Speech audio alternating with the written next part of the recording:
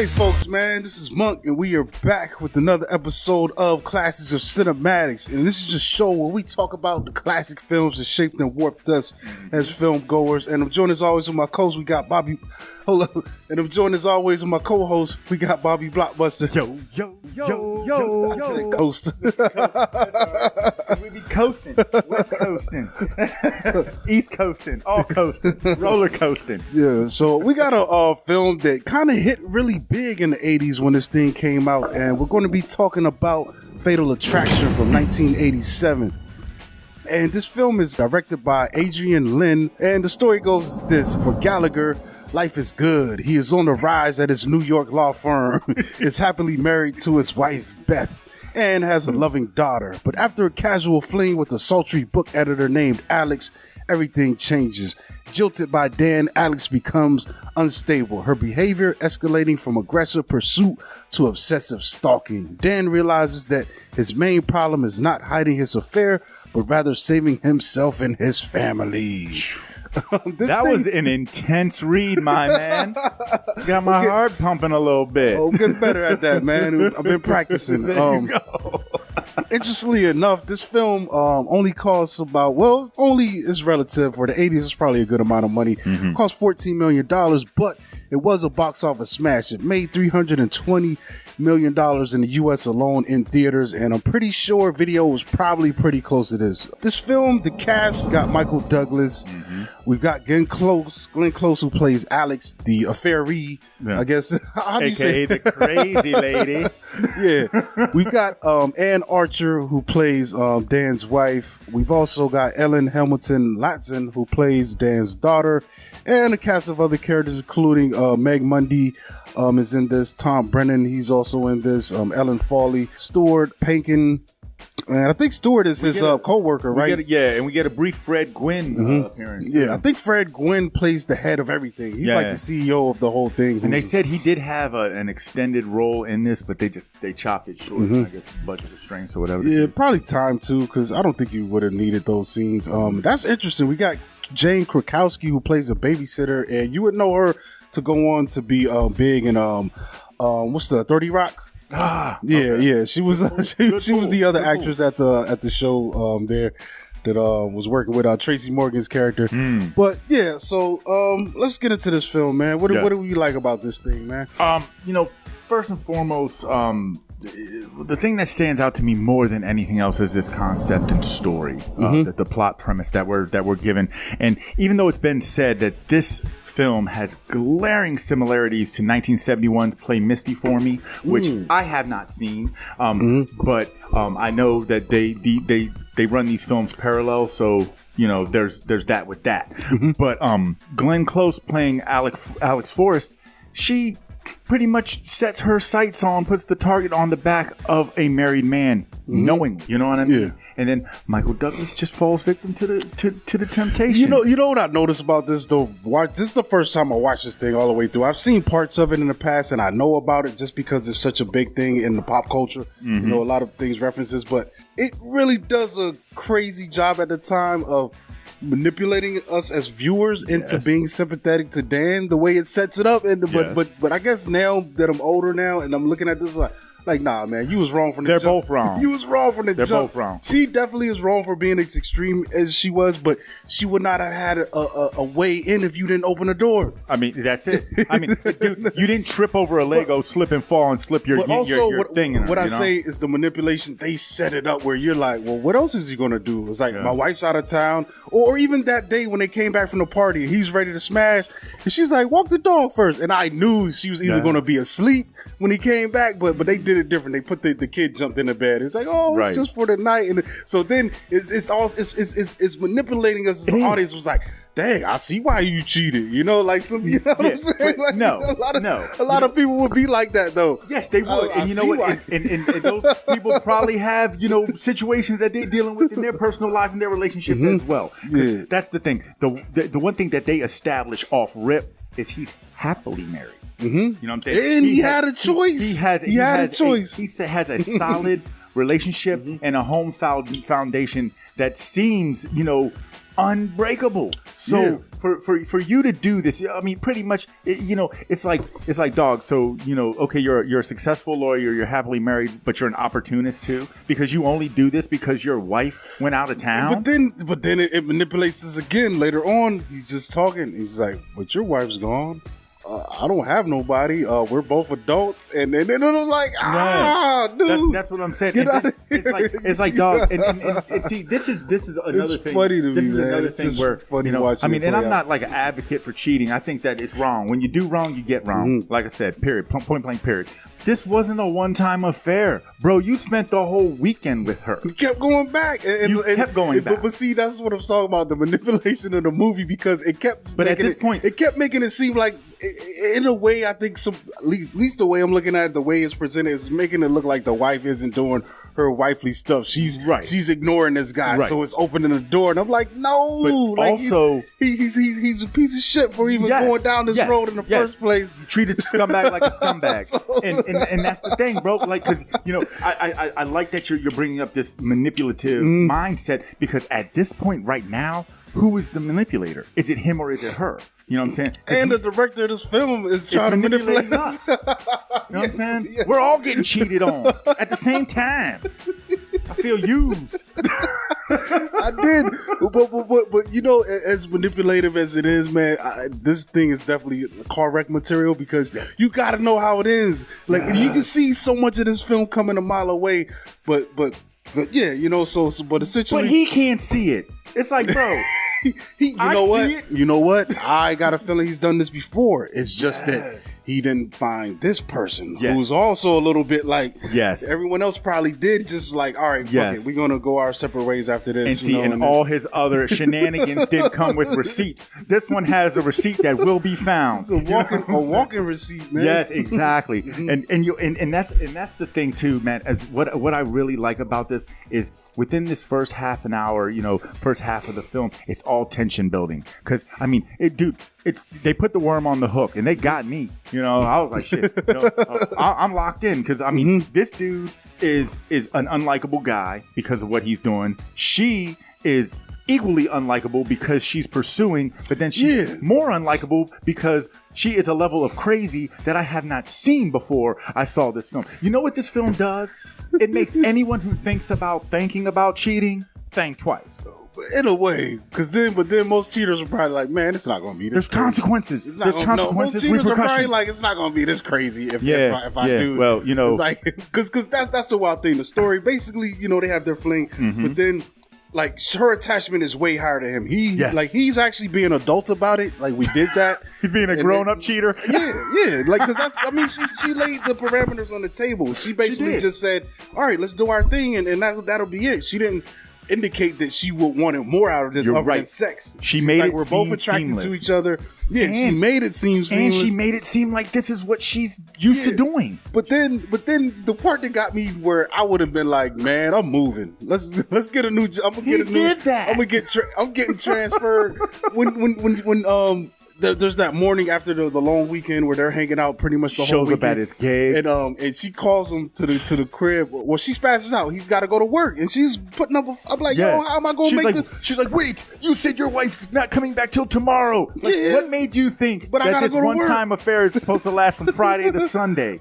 And I got to go to work, and she spazzes out. But then the part that gets me, when she calls him back and to apologize, and she hugs his face, and the wrists are slit. And I'm like, I could see maybe if this had been escalating, but this is off top. The wrist slitting to me would be like the last ditch effort. Like, but you know what? Lost. But this was the first thing she did. This was on day 2 after he said, I have to go back home. You're right. Yeah. And you know what? That's when he, as an established, well executed cheater, knew that he had to sever ties. You know what got me though? So I'll skip some stuff, but before that, she shows up at his job. Like, what's going on? No, that was after. That was after the wrist slit. So after the wrist slit, that gets him to spend the night again. And then, the next morning he's like, you promise you go to the doctor? She's like, you promise you call and check on me? So it's like, you're still trying to keep this thing going. And then she shows up at his job. But that's also after the wife comes back home. That's the nut in her, because I cut my wrist. He's got to be concerned a little bit, or at least act like he is. He was like, concerned enough to spend the night after she. It's like, damn, this chick like, done dude, tried to kill after he himself. told her that he was going to leave, you know, she was like, I don't like that you do this. You just make love to me and dip. And then she said, I will respect you more if you just tell me like to fuck off. It's funny because he's a successful businessman, but he ain't Gordon Gekko. Gordon Gekko would have had this chick disappeared. Right. Like, that's what I'm saying. And I do want to mention that this era of filmmaking is kind of interesting, man. This is kind of what we call a romantic thriller. But at the time, Michael Douglas was killing it with these kind of movies where they were, you know, even if it wasn't like the businessman stuff, it was still maybe him and another high profile actress. Like he was ruling this era with these type of films, This was man. the one that set the tone. I'm so glad you brought that up. Basic Instinct. Dude, I was just about to say, and you know something funny? Sharon Stone auditioned for this role. Mm-hmm. She obviously didn't get it. 5 years later, I think it would have been better with Stone. Yo. No, but see, if it happened with Stone, then Basic Instinct doesn't happen because 5 years after this film, we get Basic Instinct. So I'm a firm believer that it could have happened Michael though, because Douglas, this would have boosted Sharon Stone's stock at the time. Sharon Stone was possible. no one when this was made. Possible. She had done what, maybe the Alan Quartermain? Yeah. I don't even know if those were out yet. But. Well, you know, I mean, I'm a firm believer. I don't know Michael Douglas in real life, but I think he's got a severe infatuation with crazy. Well, at least the scripts. He liked the crazy scripts, I guess. Maybe. Yeah, I mean, the numbers don't lie. And then you also got the one with Demi Moore. I think it was called Disclosure or something like that. Where So Alan Quartermain with Sharon Stone, that was in '86. That was a year before this.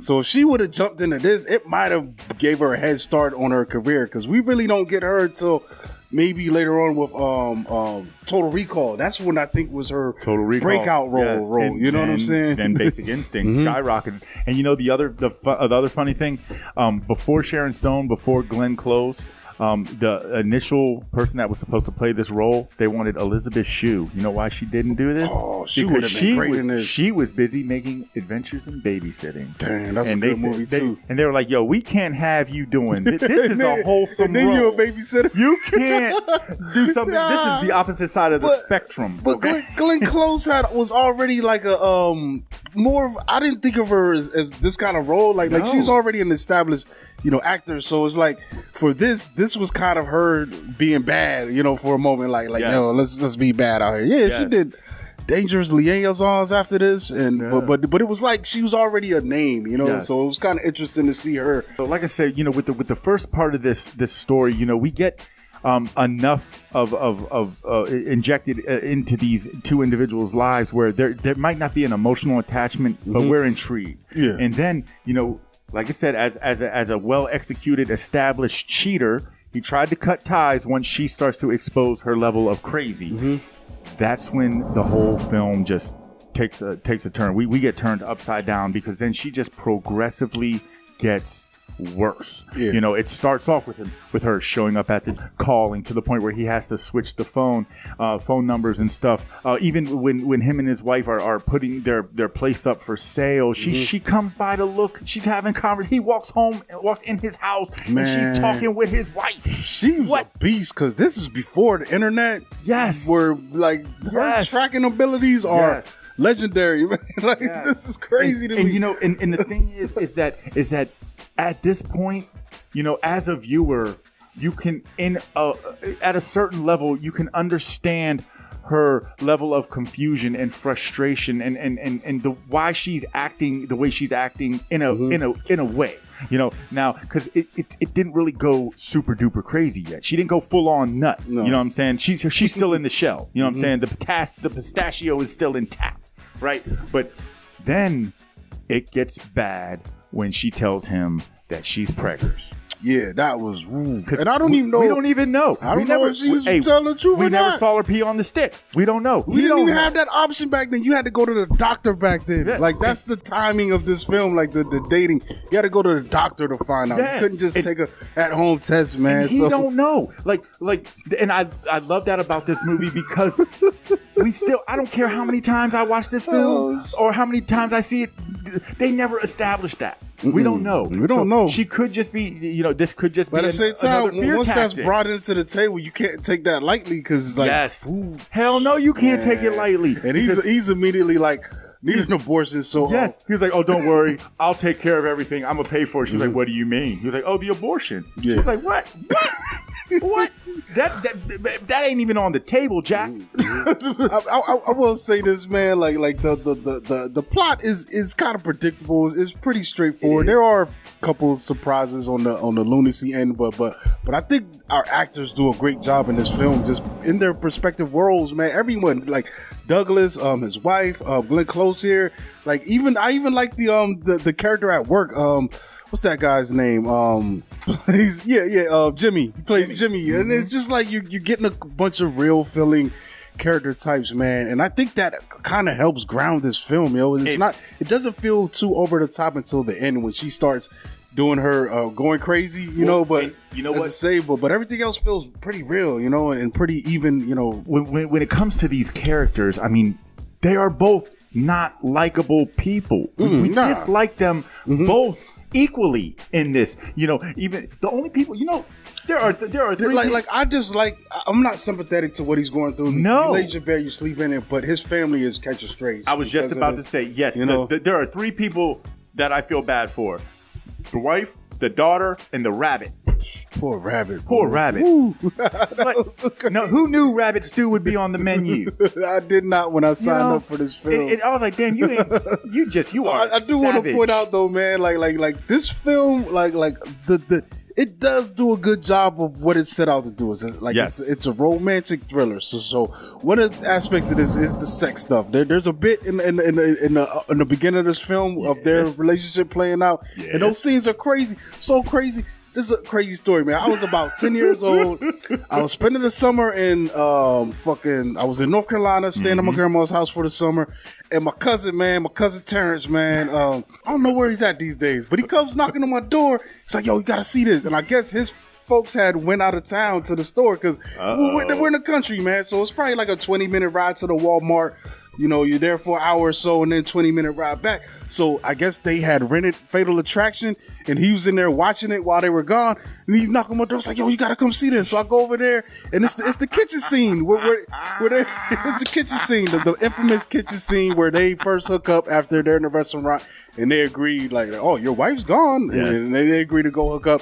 And this is steamy tension. Oh, yes, that was a steamy scene, bro. I'm 10 years old. I'm really not knowing what sex stuff is about. And I'm just looking at this. Oh, you were wide-eyed. I know it. But he's probably like 13. So he's a little older. He's like, look, he's rewinding, pausing. He's like, look, man, I think you can see his balls. I swear to God. I'm just looking at this. I mean, and this is at a point where, you know, when you see these kind of scenes, we are young enough to think, hey, man, were they really doing it? It's stuck in my head to this day. That moment when he said, I think I could see his, and that's all I've seen of this film up until this point. Just now when I rewatched it, that's all I remember. Shadow balls. And then I left, I guess, because he had to set it, rewind back to before his parents got home, and I was like, man, this is wild. You know, and another thing, I mean, yes, we do get some hot steamy. It's very the water though. Yes. I mean, it was hot. I was like, damn, man, you want to try that shit? I never tried that shit before. You know.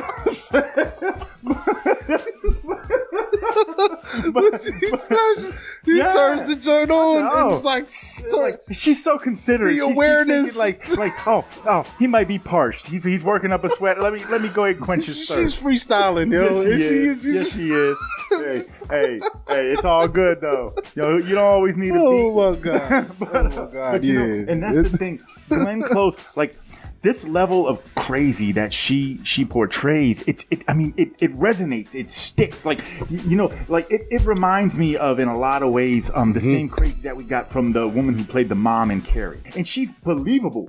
This is like realistic crazy. Man, and the crazy part about it is like when you get to the end, when they're really scrapping head, like, I just know the whole time she's loving this. Yes. Like, it's crazy. And that's the thing too. So, like, with there's a little bit of BDSM coming off in this thing.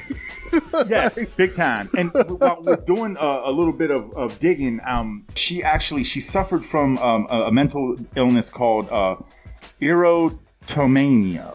or it's Erotomanie, also known as D. Clarambodus. So I'm not saying this right. I know it's hard for me to read it. It's weird. It just looks weird on paper. But I gave the spelling. Look this shit up, dude. So what it is, it's a psychiatric syndrome it's characterized by the delusional belief that one is loved by another person of a generally higher social status, and that makes it all come into perspective, because that's exactly what was going on.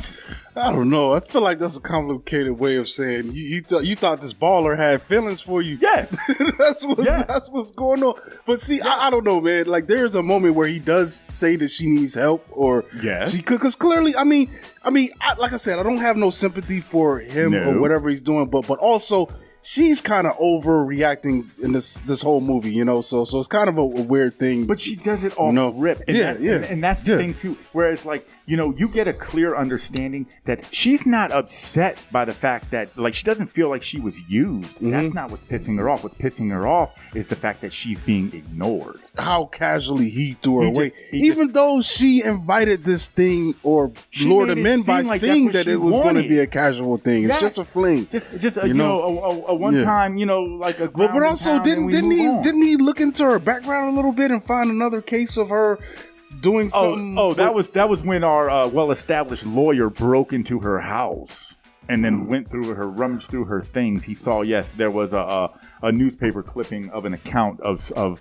some other well-established, I think it was like some kind of doctor or a teacher or something. Yeah. That ended up committing suicide due to her adultery. The thing that really rubber band balls this whole this 2-hour event of crazy is the music, and I love it because what we don't get is not one hit single. We don't even get a song with words that play. What we do is we get these multiple scores that were composed by Maurice Jarre, Jarre, and what he does is he brings us a frightfully convincing job, score of pretty much closest pursuit of Douglas. You know what I mean? It's just it just adds a level of intensity to every attempt that she makes at trying to win him back, get him to leave his wife, or take out the kid, or take out the wife, or just every time she's getting her crazy on, we have a score that is driving the heart. It gives this movie a pulse, gives it a heartbeat, and I mean, and it's great. And I even actually looked at the soundtrack. It's about, I want to say about 9 songs, runs for about maybe 30-35 minutes, but it's just pretty much, for all intensive purposes, it's a bunch of instrumentals. You know what I mean? And that's what works for this film, because with the dialogue and what's going on screen, you don't need a song with words. You know what I'm saying? And so I think that was very tastefully done for this film that is not the most tasteful conceptually, but really leaves a lasting impression. Yeah, man. I mean, overall, I think it was a good watch, man. I didn't hate the time I spent with this, man. It is very predictable, especially being much older now. I can see at the time how this thing had the impact that it did, but I've seen a lot of stuff since then. So I'm just watching it all play out, and it's still amusing, it's entertaining. You have a good time with it. So I would implore you, if you haven't seen it, go check it out. I don't know why you're listening to this if you haven't seen it, but even if you have seen it, watch it again, man. It's still.